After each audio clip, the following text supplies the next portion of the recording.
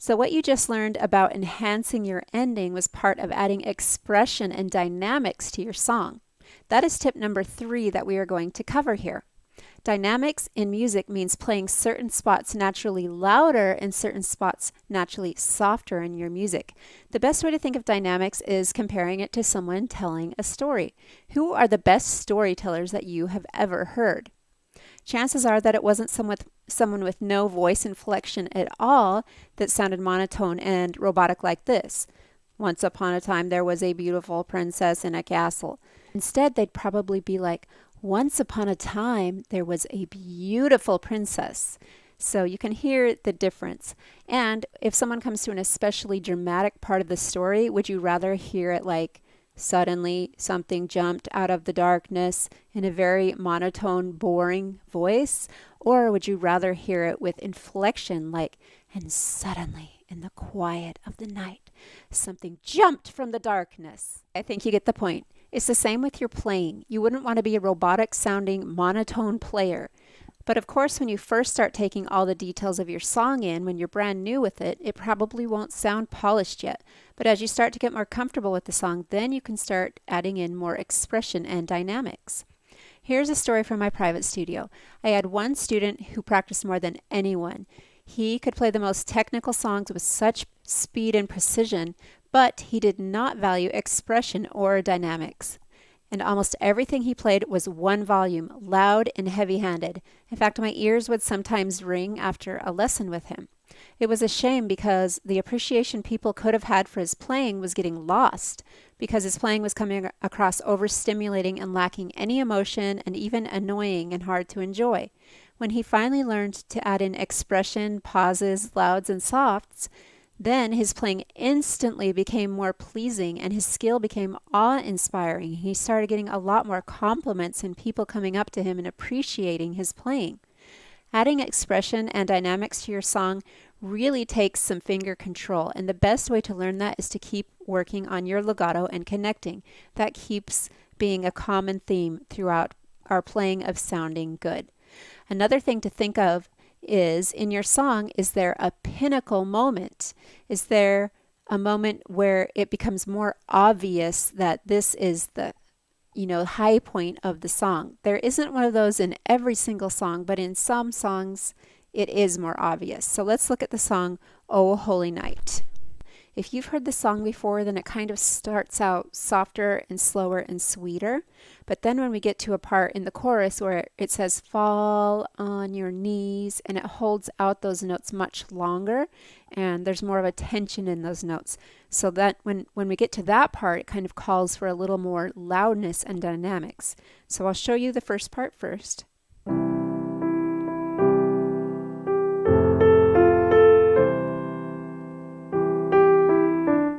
So that's the first kind of slow, sweet part.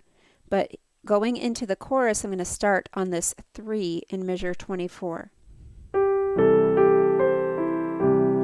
Here's the chorus.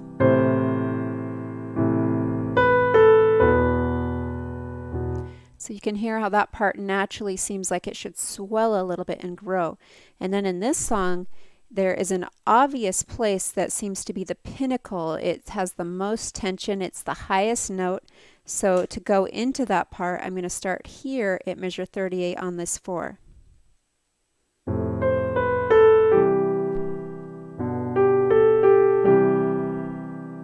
Now it starts slowly rising.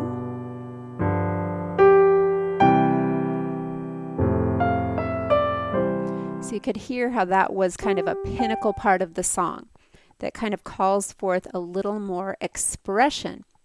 A general rule that seems to work most of the time for dynamics is that when the notes are rising or going up the piano, you can slowly grow a little louder, and when notes are falling or going down the piano and getting a little lower, then you can slowly get a little softer. So you see in measure number 46 how the notes are starting to kind of fall down the piano this way. So see how it sounds if I let them kind of grow a little softer after this pinnacle note. So I'm going to start at that pinnacle note at the end of line 3.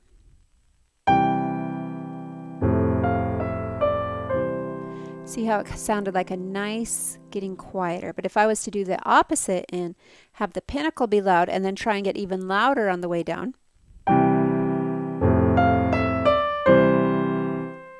See, doesn't that sound kind of opposite than it should have sounded?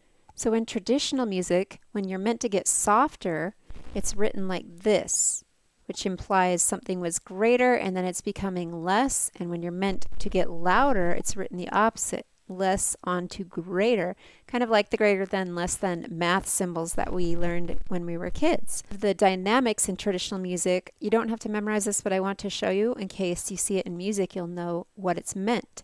So P stands for piano, which is an Italian word for soft.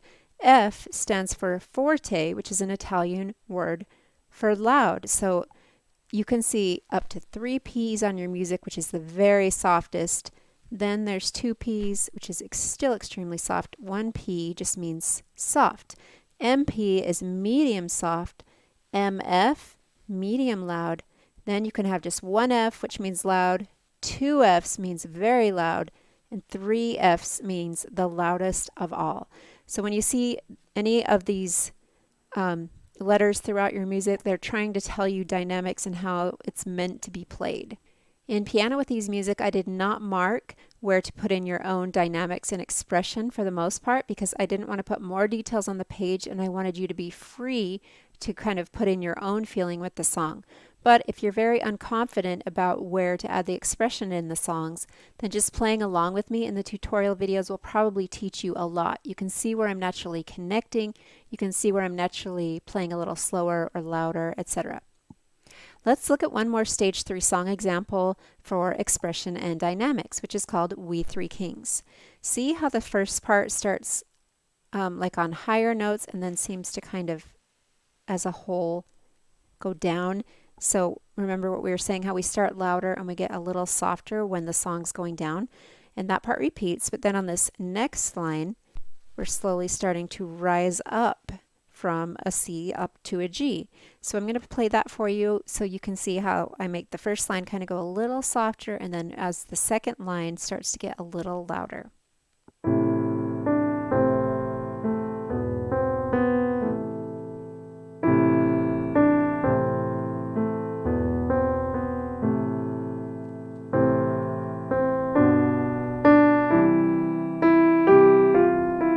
So see how it kind of starts to sound like it's telling a story.